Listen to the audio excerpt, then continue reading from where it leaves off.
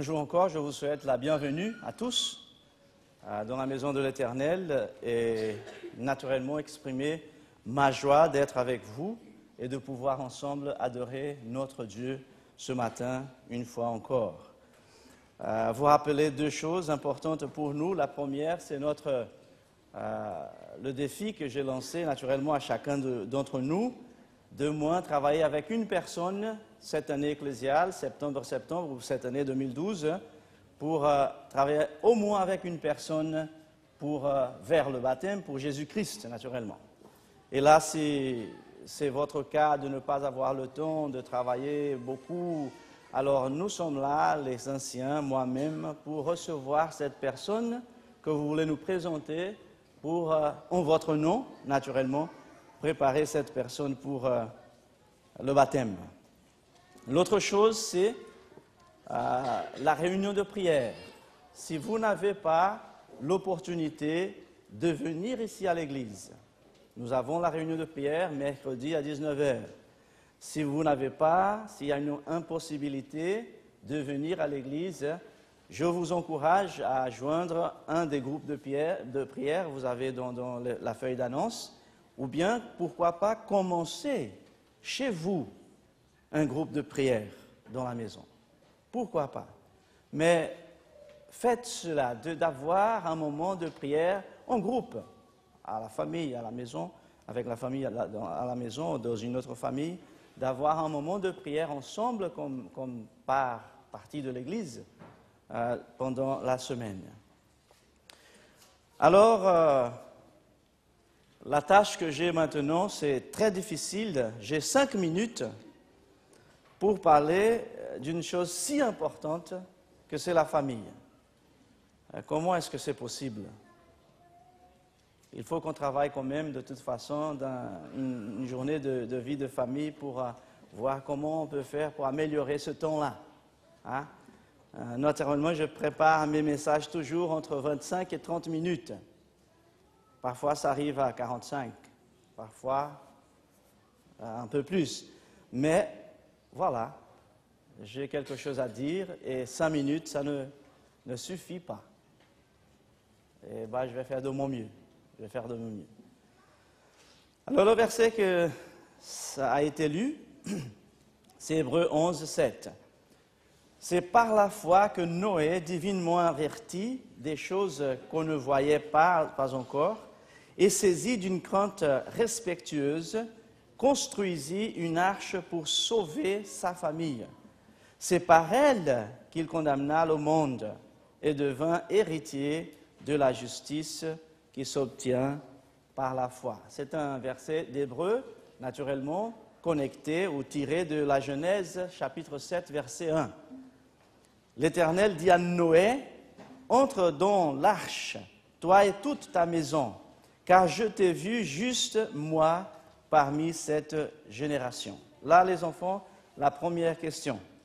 Pour vous, les enfants, la première question. Pourquoi Dieu a sauvé Noé et sa famille, d'après le verset de Genèse 7, 1.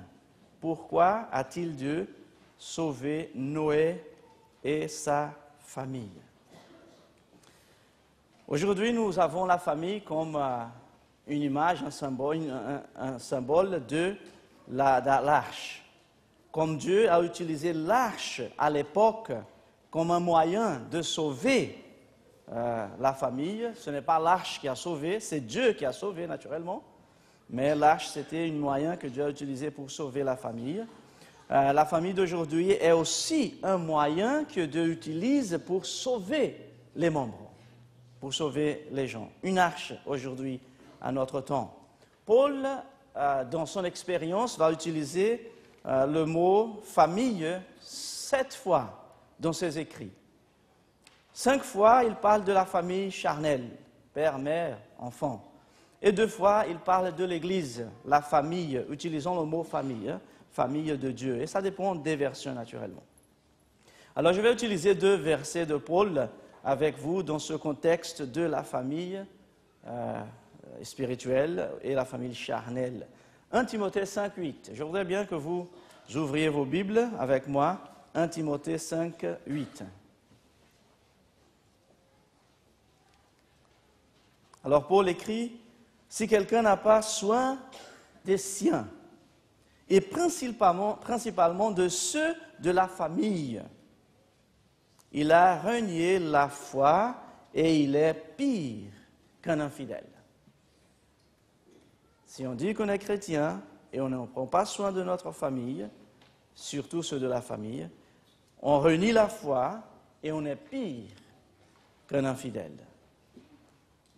Les enfants encore, là, vous êtes aujourd'hui bien gâtés parce que c'est encore une question pour vous.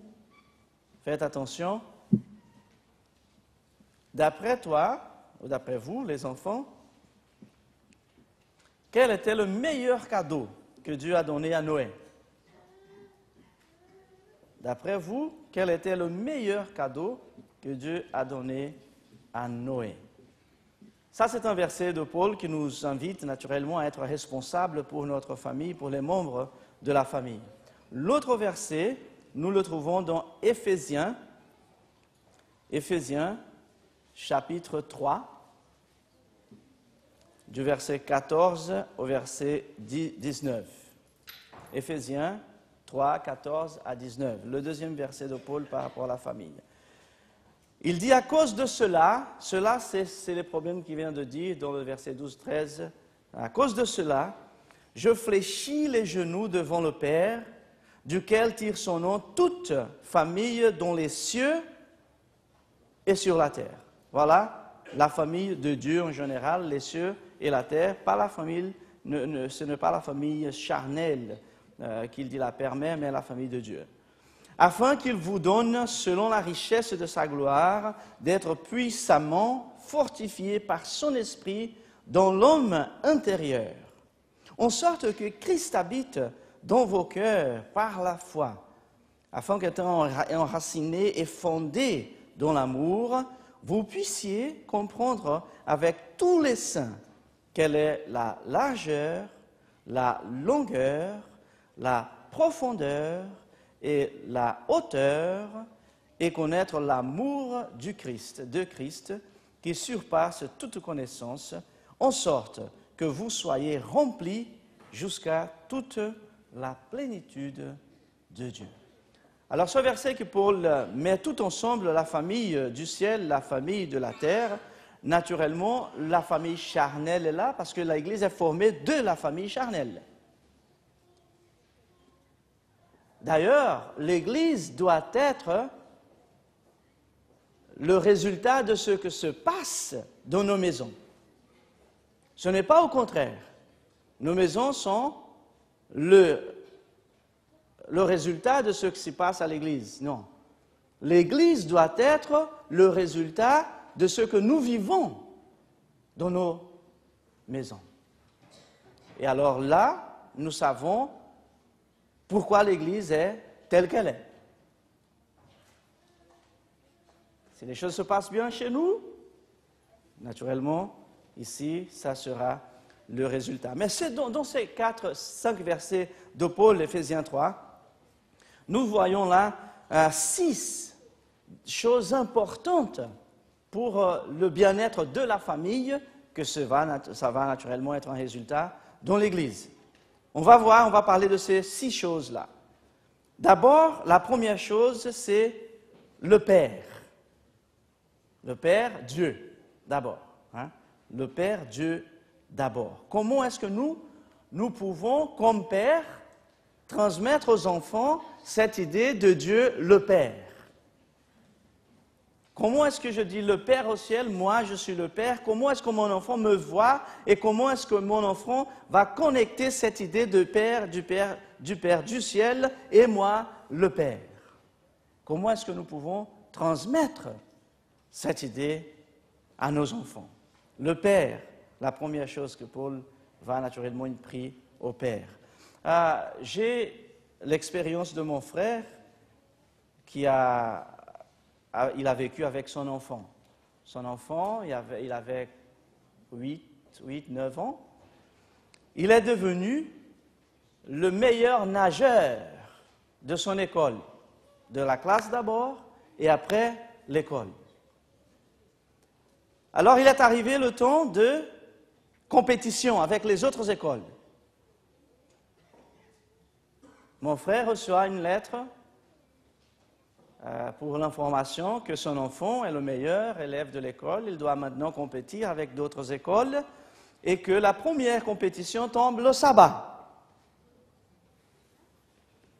Mon frère n'est pas encore adventiste, mais il a le plaisir d'avoir ses enfants à l'église adventiste. Il n'était pas encore. Il reçoit la lettre, il lit avec son enfant, et son enfant dit, « Papa, qu'est-ce que je fais ?» Il a dit, « Je crois que tu n'as pas à me demander ça. Là, c'est une question du sabbat, tu demandes à ton Père au ciel. Si tu me demandes par rapport à la télévision, par rapport à la cuisine, par rapport à ceci, là, je te le dis. Mais là, c'est ton Père au ciel. Demande-lui. »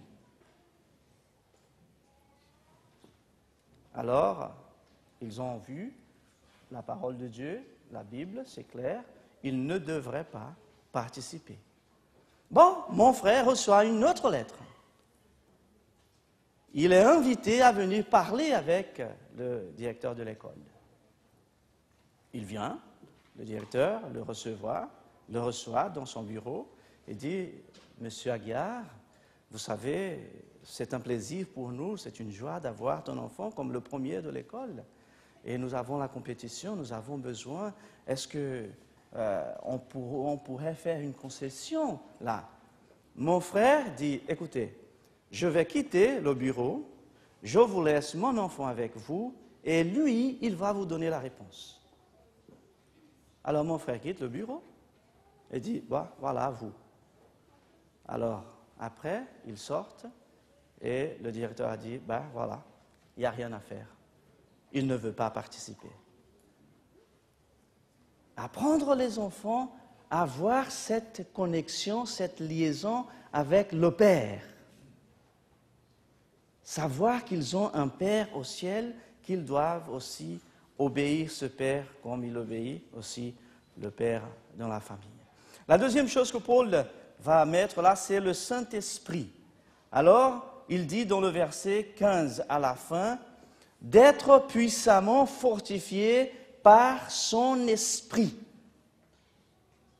Comment est-ce que nous pouvons faire cette idée, faire passer cette idée, transmettre cette idée du Saint-Esprit à nos enfants? Bon, ils sont à l'école, papa n'est pas là, maman n'est pas là, le prof peut-être il est là, il fait d'autres choses, alors qu'est-ce que je fais avec les autres enfants? Alors avoir, montrer, enseigner les enfants l'idée, comme Jésus a dit, le Saint-Esprit sera avec vous pour toujours. Il est avec vous à l'école. Montrer aux enfants cette notion de la présence de Dieu naturellement, Jésus naturellement, mais du Saint-Esprit avec eux tout le temps, pour qu'ils puissent prendre leurs décisions naturellement d'après cette idée de Dieu qui est là, présent tout le temps par le Saint-Esprit. Le troisième point que Paul va prendre là, c'est verset 17. En sorte que Christ, en sorte que Jésus habite dans votre cœur par la foi, dans vos cœurs par la foi. Et là encore, comment transmettre cette idée aux enfants de ce Jésus qui travaille dans notre cœur, qui vit dans notre cœur, et que nous, naturellement, avons besoin de comprendre ça et que les enfants aussi comprennent cela. Alors, le Père, le Saint-Esprit, Jésus-Christ, et Paul va nous donner encore trois choses qui seront liées à cela pour nous aider à comprendre ces trois entités, ces trois personnes, Dieu le Père, Dieu le Fils et Dieu le Saint-Esprit. Alors, Paul parle d'abord de prière. Le verset 14, il commence « Je fléchis les genoux devant le Père ». Naturellement, cette prière est liée à ce qu'il dit avant, les problèmes qu'il a. Mais là, dans le contexte de la famille, la prière, naturellement, c'est une chose importante pour comprendre le Père, le Fils et le Saint-Esprit. Alors, comment va-t-elle notre vie de prière comme parents? Est-ce que nos enfants, est-ce qu'ils nous voient prier, mettre nos genoux par terre et surtout prier pour les enfants? Est-ce que nous donnons une bonne idée? Qu'est-ce que c'est la prière, cette conversation avec Dieu devant nos enfants, pour qu'eux aussi ils puissent apprendre comment gérer cette notion de conversation avec Dieu? La prière, un aspect très important pour la famille. Après, Paul va parler de la foi. Quand il parle de Jésus, dans le verset 17, en sorte que Christ habite dans vos cœurs par la foi. Qu'est-ce que nous pouvons faire? Comment est-ce que nous faisons pour aider nos enfants à grandir dans la foi? Nous allons avoir aujourd'hui quelque chose pour l'après-midi, ça va être annoncé, et vous êtes invités à voir ça. Comment transmettre cette foi? Comment aider nos enfants à grandir dans la foi et faire la volonté de Dieu? J'ai l'expérience de mon enfant quand nous avons par la première fois nous séparés de nos enfants, la deuxième fois séparés de nos enfants, et ils sont envoyés à notre famille en Suisse pour passer 1 ou 2 semaines avec. Chez le même frère que vous avez raconté, j'ai raconté l'histoire, chez le même frère. Alors, il arrive que le vendredi soir, il y a le cirque de Genève. Et mon frère décide d'aller. Il va inviter nos enfants. Alors, il m'appelle.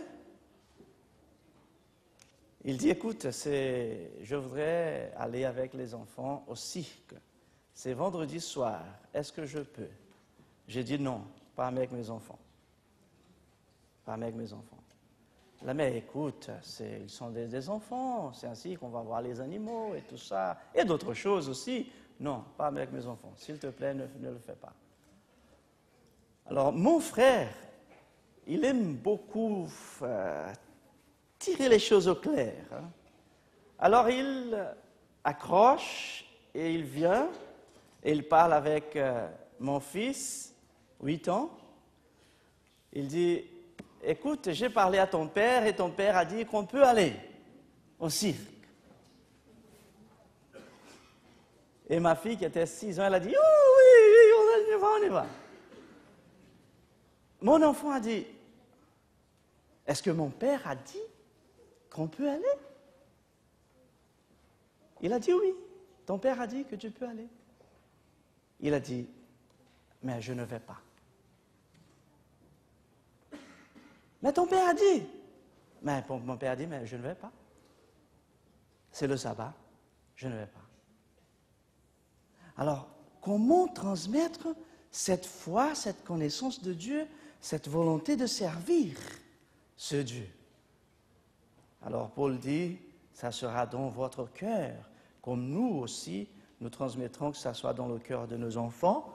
Je veux juste vous dire qu'aujourd'hui, mon frère est adventiste. Mon frère est adventiste, il s'est converti, il est à l'église, ça c'est bien. Alors la 6e chose, alors les 3, Père, Fils, Saint-Esprit, et là, la foi, la prière, et l'autre chose que Paul va nous dire, là, c'est l'amour. Après la foi, il dit, afin que t'en enraciné et fondé dans l'amour. Et là, vraiment, c'est une base dans le foyer que doit venir avant la foi, avant la prière, naturellement, l'amour, la base. Et que nos enfants puissent naturellement sentir notre amour vers Dieu et notre amour vers eux aussi. Cet amour qu'ils puissent se sentir bien à la maison, fortifiés, enracinés et bien établis dans la foi. Avec tout ça, je vais finir maintenant, je dois finir. Nous avons l'idée de la Bible, dans des premiers versets dans la Bible qui parlent de famille. Le premier verset, nous trouvons dans la parole de Dieu, qui parle de famille, c'est la Genèse 4.3. La Genèse 4.3, c'est juste après le péché d'Adam et Ève. La Bible dit que Adam a connu Ève et ils ont eu 2 enfants. Et là dit juste, au bout de quelque temps, nous savons exactement quand, mais au bout de quelque temps, Caïn fit à l'Éternel une offrande des fruits de la terre. Et Abel, de son côté, offrit un des premiers-nés de son troupeau et de leur graisse. Là, l'idée de l'autel, d'offrir Dieu un sacrifice, une offrande. Alors les enfants, pour vous, vous êtes toujours là? Je vous demande de dessiner, voilà, il nous parle de Caïn et Abel, l'un offrit des fruits, a offert des fruits et l'autre un animal. Alors dans l'arche de Noé, nous avions eu quoi? Il y avait des fruits naturellement qu'ils ont pris pour manger pendant les 120 jours, mais aussi il y avait des animaux. Alors vous allez dessiner une arche, d'accord? Si vous voulez bien, dessiner une arche. Alors le verset nous dit, après quelque temps, ils ont offert à Dieu des sacrifices, chacun de leur manière. L'important dans le verset et dans le récit biblique, ce n'est pas bâtir un autel l'important. L'important, c'est qu'est-ce que nous allons offrir sur cet autel. Ce n'est pas seulement avoir un moment avec les enfants avant de partir, avant d'aller à l'école chaque matin. Non, c'est qu'est-ce qu'on fait à ce moment avec les enfants pour qu'ils puissent être enrichis, pour qu'ils puissent partir et être sûrs que là-bas où ils sont, ce qu'ils ont eu vont aider les enfants là-bas. Pas seulement avoir un moment, mais qu'est-ce qu'on va faire dans ce moment-là pour aider les enfants un peu plus tard. Alors le deuxième verset que nous trouvons dans la Bible, le deuxième verset que nous trouvons dans la Bible, c'est la Genèse 35. La Genèse 35 nous parle de Jacob, du verset 1 au verset 3. Nous dit, 35:1, Dieu dit à Jacob, lève-toi, monte à Bethel et demeure-y. Là, tu dresseras un autel. Là, nous avons le mot clair. Famille et autel. Au Dieu qui t'a paru lorsque tu fuyais Ésaü. Ton frère, Ésaü ton frère, Jacob dit à sa maison et à tous ceux qui étaient avec lui. Ça, c'est important pour nous maintenant. 3 choses il va dire, d'après qu'il a construit l'autel. Ôtez les dieux étrangers qui sont au milieu de vous. Deuxième chose, purifiez-vous. Troisième chose, changez de vêtements. Nous nous lèverons et nous monterons à Bethel. Là, je dresserai un autel au Dieu qui m'a exaucé dans le jour de ma détresse et qui a été avec moi pendant le voyage que j'ai fait. Dieu dit, monte un autel. Il va le faire. Avant de le faire, 3 choses à faire. Ôtez les dieux étrangers qui sont au milieu de vous. Alors, à notre réflexion par rapport à la famille, est-ce qu'il y a à la maison des choses que nous devons enlever, que nos enfants sont là, ils regardent, ils font? Est-ce qu'il y a des choses dans nos maisons que peut-être peuvent être des dieux pour nos enfants? L'époque que nous vivons, les jeux vidéo, l'Internet, la télévision, et les pads, et les téléphones, et tout ça, est-ce que ces choses prennent beaucoup plus de temps, le temps de nos enfants, que l'essentiel, la prière, la foi, l'amour, la connaissance de Dieu? Ôtez les dieux étrangers devant vous, de votre milieu. La deuxième chose, purifiez-vous. Ça ne sert pas à grand chose d'ôter les dieux. Si nous ne nous purifions pas, les dieux vont retourner. Alors ôtez les dieux et cherchez le Dieu.